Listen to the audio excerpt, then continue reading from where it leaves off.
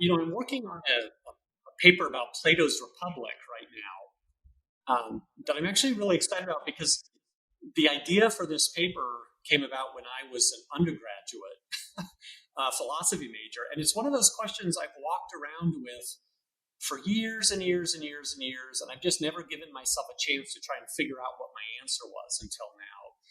And so here's the question I'm asking is, famously in Plato's Republic, he makes this very controversial claim that cities won't be well off until philosophers are the ones who rule, right? So this famously leads to people talking about the philosopher kings in Plato's Republic.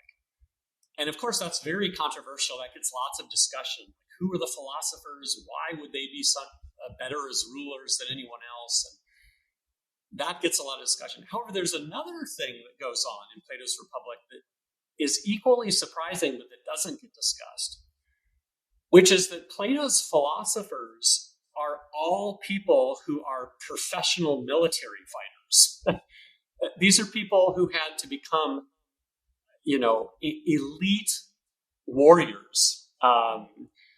So Plato's philosophers in the Republic, they're like SEAL Team 6 people. They're like special forces people who just go on to get extra philosophical training after decades and decades and decades of military training.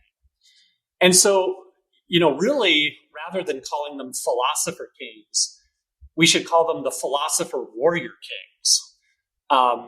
And so my question has always been, why did Plato require his philosopher rulers to first become military people? I mean, why not just when people are young, they're divided into different groups. Some go on to become philosopher rulers. Some become military fighters. Others become... Why insist that the philosopher rulers have to emerge from the military class? And as I've tried to come up with answers to that question, it's actually hard to come up with a good answer. And so in my current project, I go through and I'm entertaining lots of different answers and showing you why I'm not satisfied with any of them.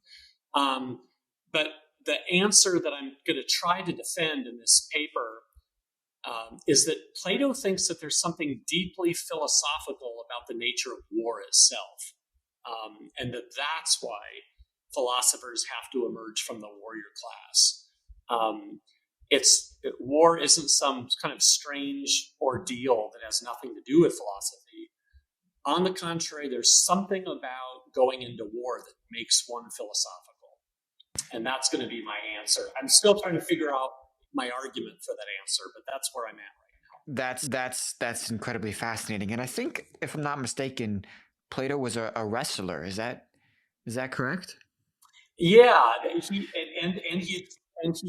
had military experience himself, as did his great and famous mentor Socrates.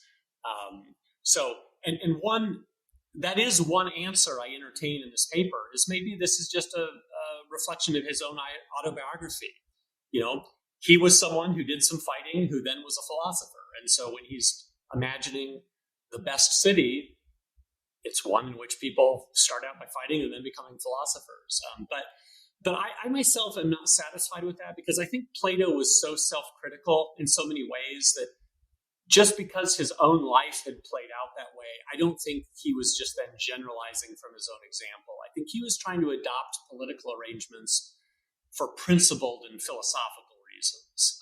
So I don't think this is just a reflection of his own autobiography. I think there's more to it than that. Well, that sounds incredibly fascinating. Do you have a title yet, or are you still? The working title is Philosophy Warrior King in Plato's Republic. Philosophy Warrior King. Okay, everybody, go get ready for when it's out.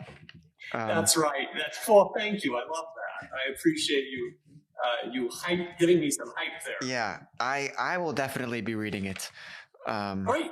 Yeah, thankfully my old university email from last year still gives me access to journals and various academic papers and stuff.